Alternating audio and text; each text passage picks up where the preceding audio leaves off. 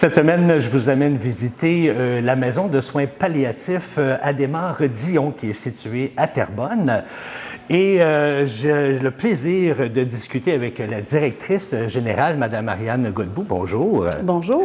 Madame Godbout, merci beaucoup de nous recevoir ici à la maison Adhémar-Dion pour nous faire visiter ce complexe-là, parce qu'on entend parler, mais on ne sait pas exactement comment ça se passe. Et soit dit en passant, vous êtes la seule maison de fin de vie comme ça dans la Naudière. Tout à fait. On est la seule et unique maison de soins palliatifs et de fin de vie. Donc, cette année, ça fait déjà 15 ans que la maison existe. Hein? Oui. Ça s'est ouvert en 2010. Tout à fait. On va fêter les 15 ans. On va en reparler un petit peu plus tard au cours de l'émission. Parlez-nous un petit peu de cette maison-là. Comment ça fonctionne, la maison? Parce que là, présentement, on est dans le salon. Il y a plusieurs différentes sections dans la maison. Comment ça fonctionne un petit peu? Bien, en fait, la maison de soins palliatifs de fin de vie, Maison Adhémar-Dion, c'est un organisme à but non lucratif, donc un organisme de bienfaisance. Et la maison, elle est issue du mouvement. Les maisons de soins palliatifs, ils ont pignon sur rue grâce à un mouvement de bénévolat. Okay. Donc, c'est comme ça que ça a parti l'initiative des maisons de soins PAL. Mais par contre, dans la région ici, comme il manquait des lits, il y a la Fondation du Santé Sud de la Naudière et à l'époque, le Centre de santé et services sociaux de la Naudière qui ont fait une levée de fonds pour mettre la maison sur pied. Donc, on est arrivé à ce moment-là, en 2010. Le premier résident a été en juin 2010. Et une maison de soins palliatifs, c'est vraiment c'est une maison qui est issue de la communauté, pour la communauté, mais pour laquelle on accueille des gens en fin de vie, donc avec un pronostic de moins de 3 mois à vivre, qui est émis par le médecin. Donc, ça prend effectivement une référence d'un médecin ou d'un professionnel là, de la santé pour avoir accès à la maison. Et à ce moment-là, les gens, ils viennent ici, dans leur dernière demeure. Nous, c'est vraiment comme ça qu'on nomme la maison, parce que c'est vraiment les derniers moments qu'ils vont vivre avec nous.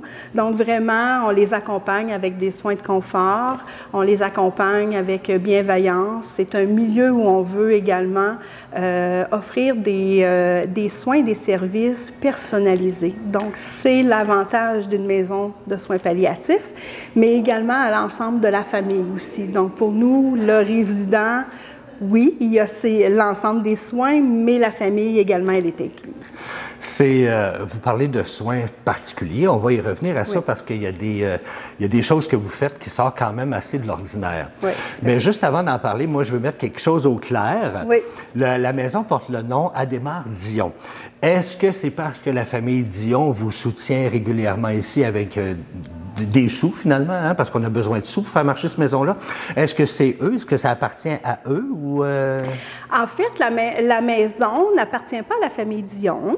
Donc, souvent, les gens disent « Ah, ta patronne, c'est Céline » ou « Non, effectivement, c'est pas ma patronne. » Ils ont pris part à la mise sur pied du centre en soins palliatifs, qui, à l'époque, était la maison en soins palliatifs de la Naudière. Okay. Et les initiateurs ont demandé à identifier un nom d'une personne, d'où le nom a porté le nom du père de la famille Dion, donc Adhémar-Dion, mais c'était beaucoup également dans la, comment je pourrais dire, dans l'image, mais la véracité aussi de la famille. C'est une grande famille, c'est une famille qui est très familiale, qui est très impliquée.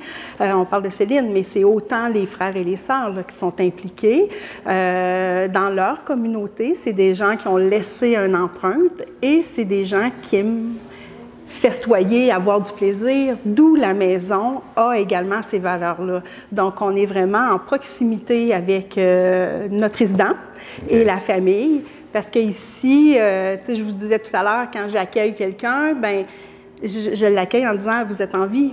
on va célébrer votre vie. On va célébrer chaque journée de votre vie. On n'est pas parti encore, là. Non, tout à fait. Donc, quand on va arriver au moment, on va l'accompagner différemment, mais là, c'est important de vivre. Exact. Donc, et la maison se veut également ça. C'est une maison joyeuse. Souvent, les gens pensent que c'est une maison où les gens, il y a beaucoup de tristesse. Bien, oui, il y a de la tristesse. Mais comme dans le monde entier, là, il y a de la tristesse. On vit tous des moments comme famille. Mais toutes les émotions ici sont accueillies et c'est ce qui fait la beauté d'accompagner ces gens-là en fin de vie, dans leurs derniers moments, pour partir vers un autre chemin.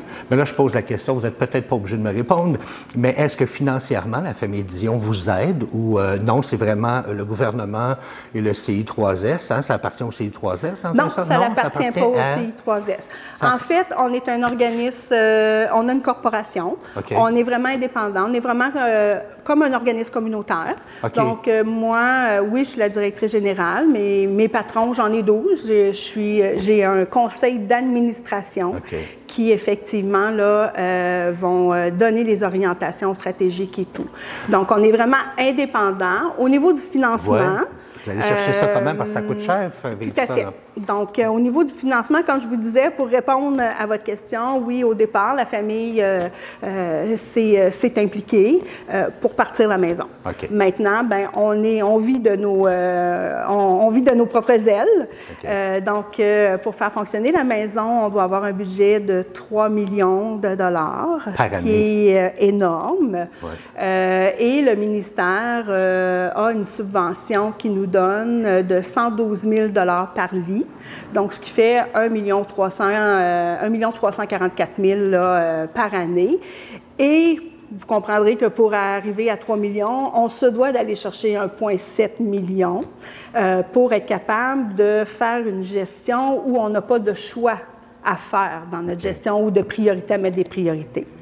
C'est sûr que le 1,7 est pas facile à aller chercher. Vous allez le chercher comment? On se doit de faire des activités. Par des activités? Par des activités, mais aussi par du corporatif. Donc, des entreprises qui, effectivement, viennent nous donner un coup de main, donnent pour la mission, donc pour les soins qu'on offre. Parce que ce que je n'ai pas mentionné tout à l'heure, puis là, ça me fait penser, c'est qu'on a 12 résidents ici et tous les services pour les résidents sont gratuits. OK, fait que les gens ne payent pas pour venir ici, là? Non, tout à fait. OK, puis c'est un maximum de 12 résidents que vous avez? Oui.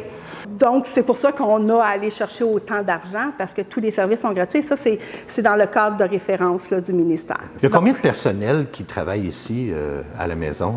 On est une équipe, tout type d'emploi confondu, 50 personnes, mais à peu près l'équivalent de 32-33 équivalents temps complet. Qui travaillent ici à la maison? À la maison. Et à ça s'ajoute une équipe de 113 bénévoles par semaine qui sont impliqués dans différents secteurs. Donc, autant le secteur au niveau des soins. Jean-François, merci. Bienvenue. Jean-François, toi, tu es bénévole ici, hein? Bénévole ici. Ça fait combien de temps que tu es bénévole? Depuis juin. Depuis juin l'année dernière? Oui, en plein ça. Qu'est-ce qui t'a amené à décider de faire du bénévolat? C'est l'implication sociale qui est pour moi quelque chose de vraiment très important. Et dans le futur, je pense que au niveau de la société, si les gens s'impliqueraient plus, ça irait beaucoup. Effectivement. Oui. Toi, tu n'as pas eu personne qui a passé ici dans ta famille ou quoi que ce soit? Non, pas du tout. C'est un appel que j'ai reçu, juste comme ça. Puis je suis venu vers ici. Puis comment est-ce qu'on se sent d'être bénévole? Parce que toi, tu t'occupes de la santé des patients? Oui, au niveau des soins, oui. Au niveau des soins. Comment est-ce qu'on se sent? C'est très valorisant. Ouais. C'est vraiment un don de soi. C'est vraiment, on donne le mieux qu'on a, dans le fond. C'est vraiment ça. C'est de la bienveillance, de l'amour et de la compassion. Les gens comme toi, Jean-François, on en a besoin de beaucoup. Oui. Et on te remercie pour ce que tu fais. Bien, ça fait plaisir. Merci. Merci beaucoup. On a aussi, comme levée de fonds, pour revenir à votre autre question, comme levée de fonds, on a une friperie qui est au niveau de la Gardeur, sur le boulevard Lacombe, où on prend toutes les donations de linge et d'articles mode, donc souliers, sacoches, foulards, chapeaux et tout. Et c'est géré par, en fait, on a l'implication de 35 bénévoles qui est gérée par notre coordonnatrice aux bénévoles. Fait que vous avez beaucoup de bénévoles qui travaillent ici. Oui, oui, oui. J'imagine que vous êtes toujours en recherche de bénévoles aussi. Toujours. On peut lancer le message aux gens. S'il y a des gens qui s'intéressent de participer, bien, vous êtes toujours à la recherche. Oui, tout à fait. Peut-être juste pour poursuivre, quand vous me disiez là, au niveau des donations, comment on fait pour aller chercher, fait que oui, on a des événements, mais on a aussi des gens qui nous donnent des dons. Donc, on a des dons in memoriam, des dons annuels. Donc, on a une campagne annuelle aussi là, qui va débuter là, avril-mai. De ça, bien, on a aussi les gens qui souvent ont vécu l'expérience, savent effectivement comment c'est important ces soins-là et la qualité des soins, mais aussi la proximité, la personnalisation des soins, ce qui fait qu'ils redonnent et ils s'impliquent après là, au niveau financier. Mélanie Boisvert, merci de me recevoir. Vous travaillez en communication et en événements et vous organisez très bientôt pour une levée de fonds un grand événement là, qui s'en vient. Là. Oui, bien aussi, c'est pour célébrer le 15e anniversaire de la Maison des Mardillons. Donc, c'est le Gala des étincelles, présenté par Albé le Géant et sous la présidence d'honneur de Denis Leclerc.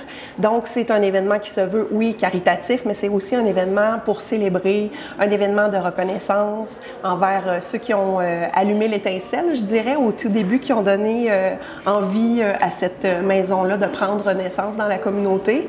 Puis, ça va être un moment festif où on attend des performances artistiques, où on a envie de se mettre chic. Donc, pour célébrer l'importance de la maison dans la communauté.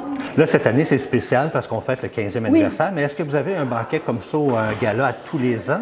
Non, mais on a d'autres événements de financement.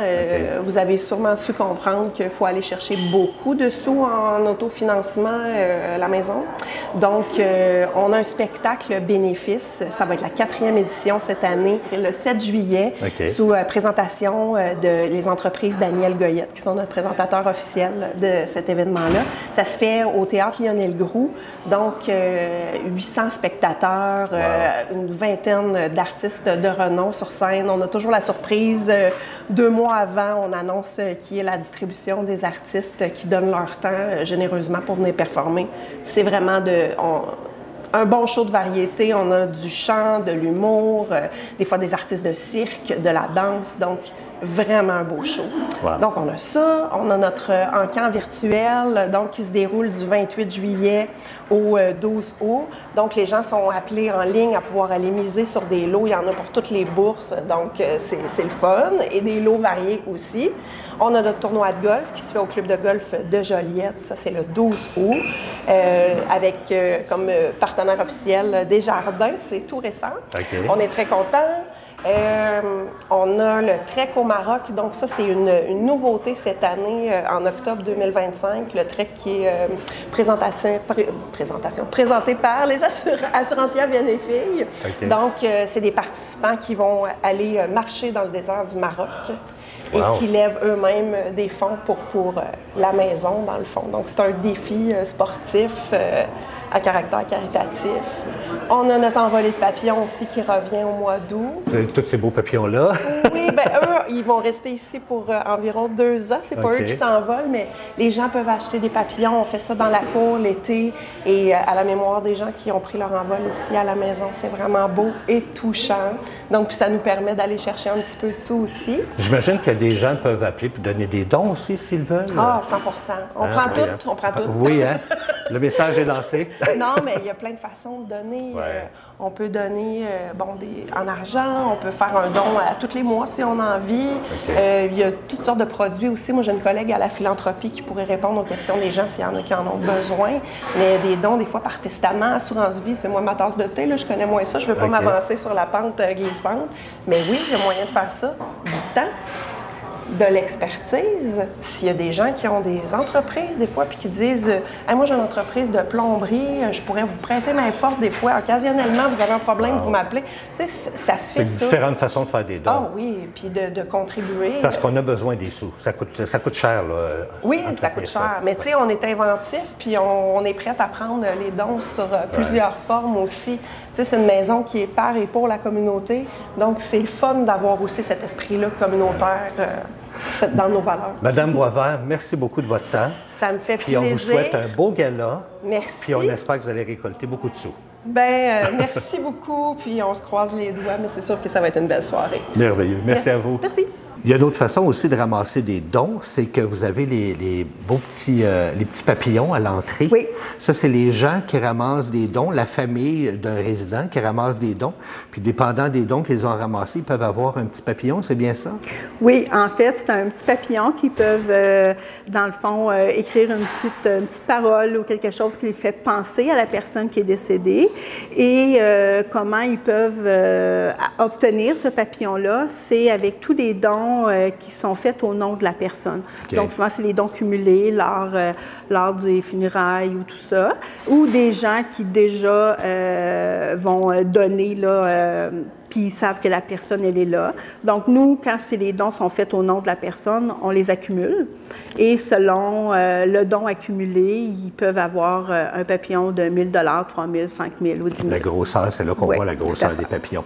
Vous parliez que vous aviez 12 résidents. En 15 ans, parce que ça fait 15 ans, on va fêter le 15e, on va en parler un peu plus tard.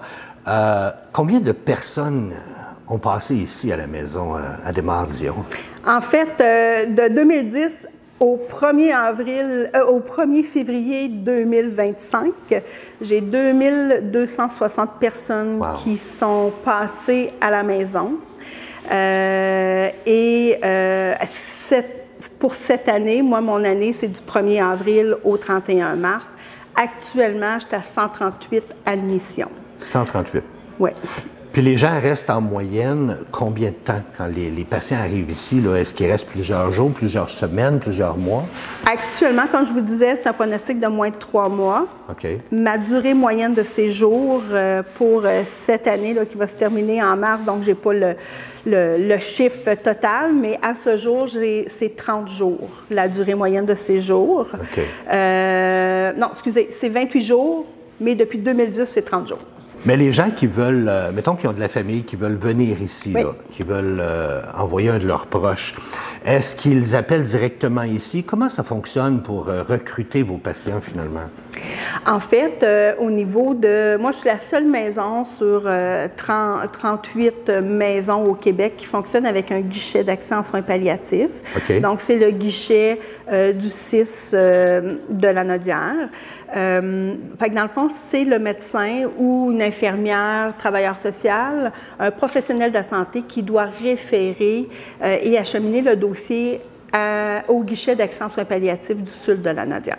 En parlant des patients, est-ce que la majorité, ce sont des personnes âgées ou vous en avez de tous les âges? Ouais. L'ensemble de mes résidents, c'est 18 ans et plus, mais ma moyenne d'âge oscille aux alentours de 65-68 ans. OK, fait que donc vous avez quand même des personnes très âgées puis des personnes plus jeunes aussi. Oui, tout à fait. Monsieur Lessard, merci beaucoup de nous recevoir ici chez vous aujourd'hui. Vous êtes ici depuis combien de temps à la maison à Desmarais-Dion? Le 29 décembre, ça fait presque un mois. Ça fait presque 2 mois. Presque 2 mois, hein? Oui. Parlez-nous de la maison. Est-ce que vous êtes bien ici? Très bien traité comme un roi. Vous êtes traité comme un roi? Oui. Oui, on s'occupe bien de vous? On est à mes pieds. Ah oui? Je n'en reviens pas d'une fois à l'autre. Moi, quand je me lève le matin, là, j'ai trop peur que la ballonne pète. Ouais. Puis si la ballonne pète, c'est quoi je deviens, moi? Je deviens péteux de brou. Vous avez un bon moral, vous gardez le sourire? J'essaye dans le temps, mieux que je peux. Ouais. Est-ce que vous participez à des activités ici, des fois? On fait Il y a eu 2 fois des pianos bars. OK. Des affaires de musique. De la musique jouée sur le piano, là, des musiques de la musique de film, des choses de même, c'est bon. La première journée, il y a eu une chorale. C'était super bon. Fait que vous ne regrettez pas d'être venu ici, là? Ah non, pas en tout. C'est aucunement. Je pense que vous avez dit avant la caméra que si vous aviez eu la chance de venir passer votre retraite ici, vous l'auriez fait, hein? Je l'aurais fait certain. Ah oui? Vous êtes bien? Garanti, je l'aurais fait. Qu'est-ce qu'on peut vous souhaiter pour les prochains jours? La vie éternelle. On aimerait ça, hein? Si on pouvait. Vous êtes bien, vous êtes quand même bien, vous êtes serein? Oui. Oui. Je sais ce qu'il y a devant moi, puis je sais ce qu'il y a derrière. On a eu une belle vie. C'est ça. Ah oui. Une vie comme j'ai eu, là, j'en veux 10. J'ai travaillé, j'ai fait ce que j'ai aimé toute ma vie. Je veux continuer à le faire. Mais c'est pas grave, on va revenir. Hein? On espère de revenir. On espère tout le temps. Je vous souhaite une très belle continuité. Puis je vous remercie de m'avoir accueilli aujourd'hui. Bien, ça me fait plaisir, parce que vous êtes serein, vous aussi. Oui? Oui. Vous êtes dans votre métier. Bien, merci, mon cher. Ça me fait plaisir. Vous parliez un petit peu plus tôt que vous faites des choses quand même assez particulières pour vos résidents, qu'on ne voit pas vraiment à d'autres endroits. Parlez-nous de certaines choses particulières que vous pouvez faire pour eux. Oui. Bien, comme je vous disais, la différence d'une maison de soins palliatifs, c'est vraiment le soin de proximité, mais de la personnalisation. Donc, tout à l'heure, dans ce qu'on disait quand vous parliez de l'âge, bien, on a eu un résident là, qui, l'été passé, qui est passé ici, 36 ans, où est-ce que la personne voulait... On comprend qu'à 36 ans, la gang est importante, les amis sont importants. Donc, il y a effectivement, là, dans notre cours, pu faire là, une fête où il y a une quarantaine de son monde, de ses amis qui sont venus là, passer cette journée-là avec lui. Et à un moment donné, il nous a dit ben moi, je veux coucher à la Belle Étoile. OK. Donc, on comprend que chaque milieu est très différent, mais nous, la différence et la plus-value, c'est qu'on peut amener, on peut réaliser ces souhaits-là. Donc, mon personnel infirmier qui, au lieu de faire la tournée dans sa chambre, a installé effectivement l'homme en question à l'extérieur sur notre patio et faisait les tournées à l'extérieur. Okay. Donc, je sais que s'il y avait des médicaments ou tout ça, on avait, au lieu d'avoir la sonnette, comme on appelle, pour appeler l'aide, on a un petit hockey, fait qu'à ce moment-là, il peut appeler les soins de cette façon-là. Et à partir de cette nuit-là, il a énormément apprécié cette nuit et l'équipe a effectivement là, fait réaliser le souhait parce que jusqu'à son départ, il a couché à l'extérieur. Wow! Fait que donc, on peut être très... ça peut être très particulier pour chacun des résidents. Fait que je peux comprendre que les résidents veulent s'en venir ici. Oui. Souvent, les gens nous disent oh, on est comme d'un 5 étoiles ici. Ben, oui, on traite nos résidents aux petits oignons. Je vous dirais... Vous me posiez tout à l'heure, là, on n'était pas devant la caméra, comment on fait pour vivre avec des pertes ici, ben, un après l'autre. Ah, c'est continuel, là. Oui. L'an passé, j'ai eu 180 décès. Wow. Donc, fait que, bon an, mal an, là, on a fait 160, 180. Donc, fait que c'est sûr que oui, on s'attache à ces gens-là parce qu'ils font partie de notre équipe. On est avec eux, on est dans leur dernière maison. Quand vous me posiez tout à l'heure, ben comment vous faites quand il y a des décès par-dessus décès? Comment vous faites pour... Parce que pas, on s'attache. Tout à fait. Puis effectivement, on en a des émotions aussi. On les vit avec eux, là. Donc, mais ce qu'on regarde, c'est le sourire et le plaisir que les gens ont eu à vivre leur dernier moment comme ils souhaitaient, malgré qu'il y a quand même un cadre ici à la maison. Ça, c'est vraiment notre paye et ça permet aux gens de passer puis d'aller au prochain. Dans la maison, ici, il y a différentes sections. Hein? On avait les 12 chambres. On va faire le tour ensemble. Vous avez une cuisine où que les résidents viennent manger. Oui, tout à fait. Les résidents peuvent... c'est de la bouffe qui est faite maison ici à tous les jours? Tout à fait. C'est un style de bouffe réconfortant. On est en fin de vie. Ce qu'on aime, c'est la bouffe de nos grands-mères, comme on disait, réconfortant. Donc, fait que j'ai une équipe là, de cuisinières qui, 7 jours sur 7, prépare la nourriture. Okay. Puis après ça, ils peuvent se relaxer ici dans un beau salon, comme on peut voir, hein, avec un beau foyer derrière. Tout à fait. Puis on voit aussi la section où sont les infirmières, les gens de santé. Bonjour Manon. Bonjour. Qui est infirmière ici à la maison Adhémar-Dion. Depuis combien de temps vous êtes infirmière ici? Je suis arrivée ici en décembre 2018. Fait que ça fait à peu près 7 ans que vous êtes ici? Oui, absolument. Comment est-ce qu'on se sent d'être ici? Moi, là, quand je suis arrivée ici, ça faisait pas loin de 25 ans que j'étais infirmière et je me suis sentie sur mon X. Ah oui? Vraiment, je me suis cherché toute ma carrière en me disant, je voulais donner de l'humanité. dans les soins et malheureusement, peu importe où est-ce que j'allais, j'en étais incapable parce que le système de santé ne me le permettait pas. Et ici, j'ai découvert un monde de chaleur humaine, d'empathie, d'amour, c'est une petite maison, donc on est toute une petite famille et c'est de ça dont j'avais le goût, moi, de transmettre aux gens et de recevoir en même temps.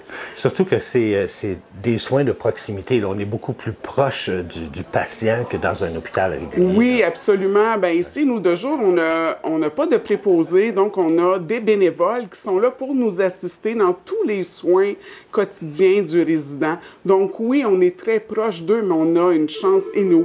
On n'en a que 4 à s'occuper de jour et 6 de soir et de nuit.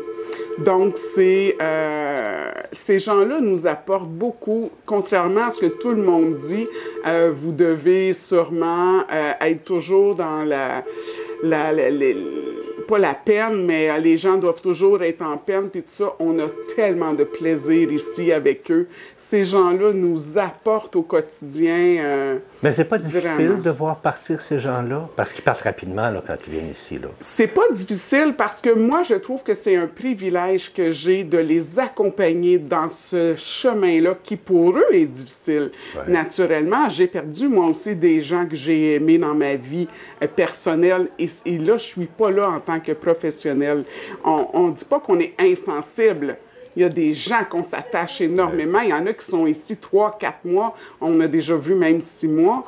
Donc, oui, on a un lien particulier, mais c'est quand même, ça reste pour moi un privilège de les accompagner là-dedans. C'est pas triste. Manon, merci infiniment. Merci de m'avoir reçu. Merci pour ce que vous faites. Ça fait vraiment plaisir. C'est un plaisir partagé.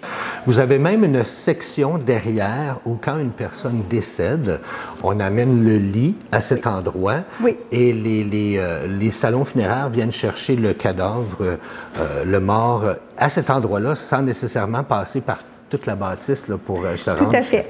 J'ai trouvé ça très intéressant, oui. Cet endroit-là. En fait, c'est le salon de l'envol. Donc, comme la personne nous a quittés, elle est décédée, donc la personne, elle s'est envolée. Ouais. Fait que c'est très significatif, vous allez dire. Là, les papillons aussi, pour nous, ça a une signification. Donc, mais le salon de l'envol, c'est vraiment, il s'envole vers les cieux, vers où les personnes croient.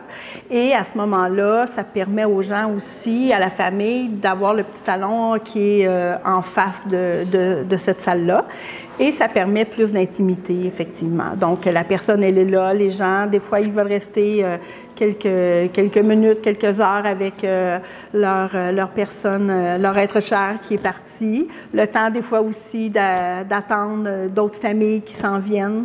Donc, et après ça, effectivement, la beauté, c'est que la personne, après, va effectivement quitter de cette salle-là vers directement à l'extérieur, ouais. Sans passer par par l'interne, puis que les gens puissent voir. C'est ça, c'est un peu traumatisant, ça, oui, quand tu vois passer quand ça. on dit on donne des services dans la dignité, par respect, bien, c'est vraiment en toute dignité jusqu'à la fin.